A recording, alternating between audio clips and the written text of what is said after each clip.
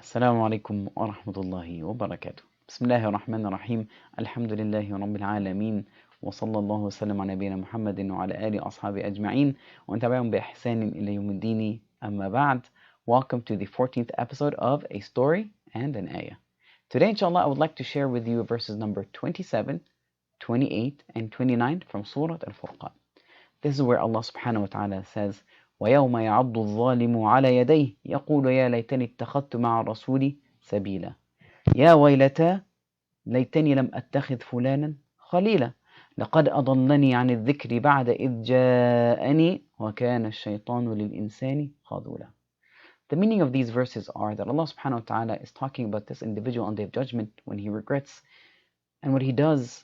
And the verses go and they say, وَيَوْمَ يَعَضُّ الظَّالِمُ عَلَى يَدَيْهِ, and the day where the wrongdoer bites on his hand. Why? Out of regret.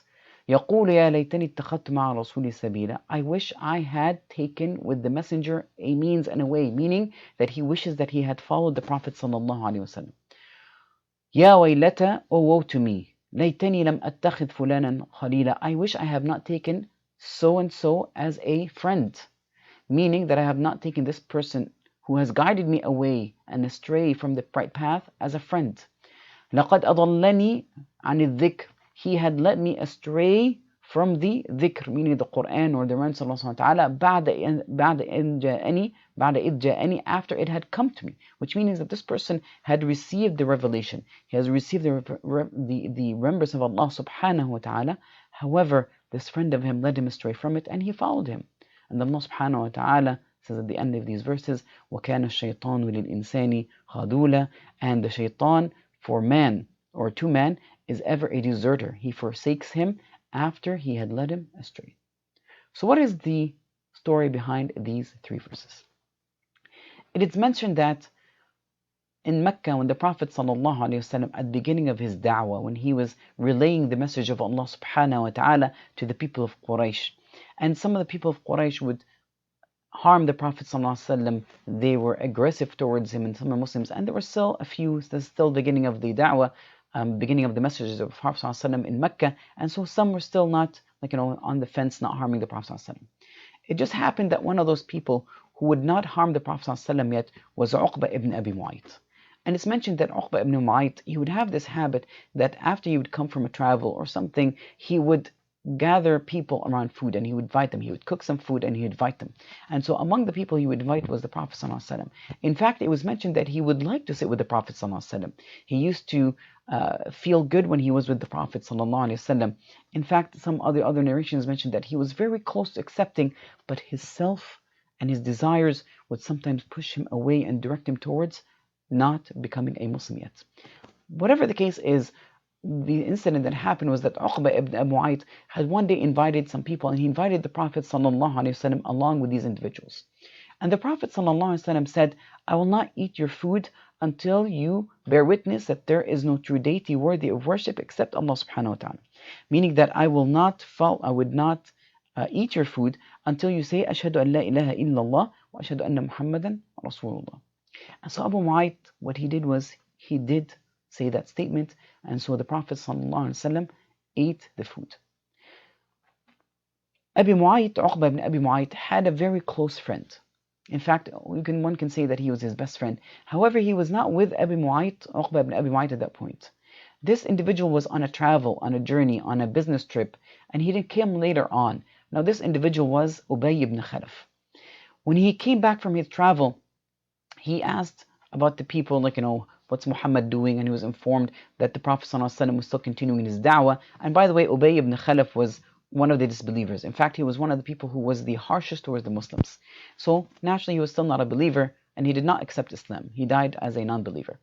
And so he was asking what did the Prophet Muhammad do? And he was informed that he would increase his da'wah, and so he wasn't happy about this. But then he was informed about his best friend, Uqba ibn Mu'ayt, that he said, Ashhadu an la ilaha illallah. Ubay ibn Khalaf did not take this very lightly. He was quite upset. And so the next morning, when people would come to greet Ubay ibn Khalaf because he had come back from his travel, Uqba ibn Abi Mu'ayt greeted Ubay ibn Khalaf, and he said he greeted him, but Ubay ibn Khalaf did not respond. He did not reciprocate the greeting. So Uqba ibn Abi Mu'ayt was like, what's wrong? Why aren't you responding? And so he said, I heard, so Ubay ibn Khalaf told him, I heard that you have deserted your religion. And so Uqba ibn Abi Mu'ayt said, so is this what the people of Quraysh are saying about me?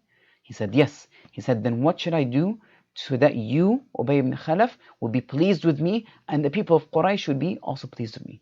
So Ubay ibn Khalaf said, I will not talk to you until, ya Uqba ibn Abi Mu'ayt, you go to the Prophet, you go to Muhammad, where he is sitting, and you spit at him, and you insult him, and you essentially you physically harm the Prophet ﷺ.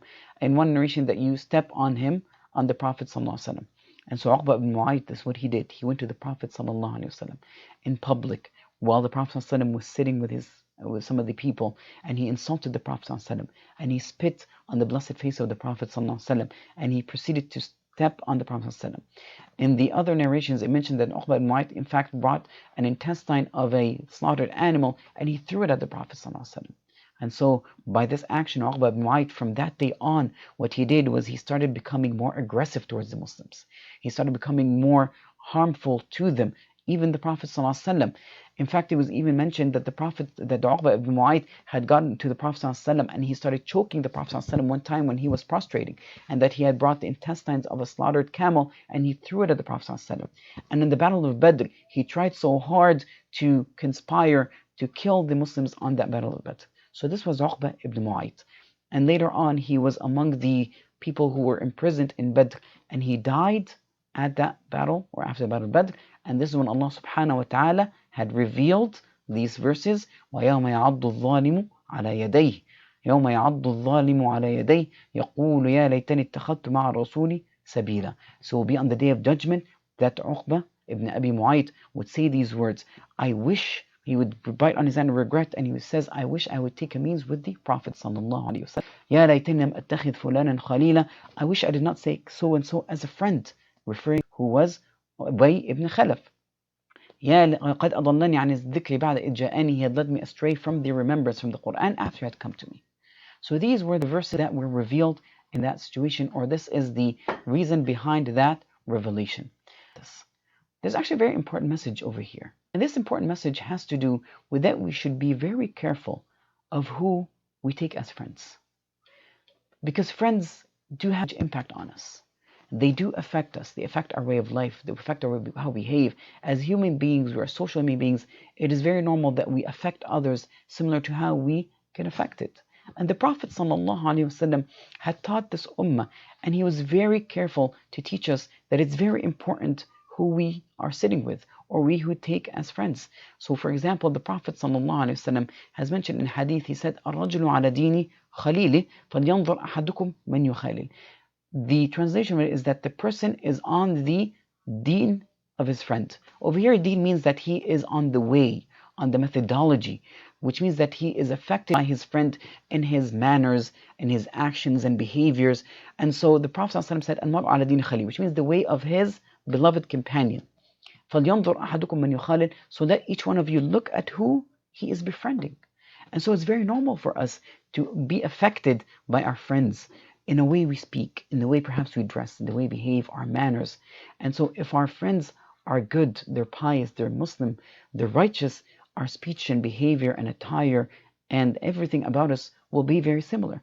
But also the opposite is true.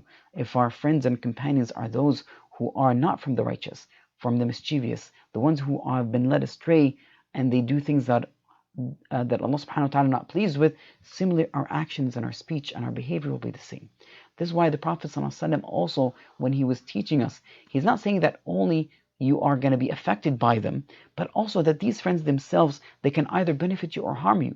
The example of both the good friend and the bad friend. He said, sallallahu alayhi wasallam, مَثَلُ الْجَلِيسِ الصَّالِحِ وَالسُّوءِ. He said the example or the parable of the companion is good and is bad. He said the parable and the example, كَحَامِلِ مِسْكِ وَنَافِخِ الْكِيرِ. Like the person who is the bearer of the musk, the fragrance. He sells musk and fragrances, and the one who is a blacksmith, نافخ الكير. فحامل المسك إما أن يحذيك وإما أن تبتاع منه وإما أن تجد منه ريح طيبة. And so the person who is the carrier of the musk, the merchant of the musk, either he will gift you a fragrance, or you will buy from him a fragrance, or even if you're just sitting with him in that area, you will smell a beautiful smell. This is the example or the parable of the good companion. ونافخ الكير, however, the blacksmith, who is the parable or the example of the bad companion, إما أن يحرق ثيابك وإما أن تجد ريحا خبيثة. Either he will burn your clothes because there's fire all those places, sparkles, it can burn your clothes, or the least of it, you're going to smell this bad fragrance because of the heat of the iron and the pounding on it and the bad smell and the sweat. So one way or another, your friends will affect you. Either they will drag you to something that is good. The good companion, when we refer to a good companion, Jalis al-Salih, we perspective, this is an individual who will lead you to Allah subhanahu wa ta'ala, will encourage you to do things that will bring you closer to Allah subhanahu wa ta'ala, that will protect you from doing things that will keep you away from Allah subhanahu wa ta'ala or make you move further from Allah subhanahu wa ta'ala. And the opposite of it is that of the bad companion or the bad friend. This is an individual who will purposefully, whether intentionally or not intentionally, will convince you to do things that will keep you away from Allah subhanahu wa ta'ala.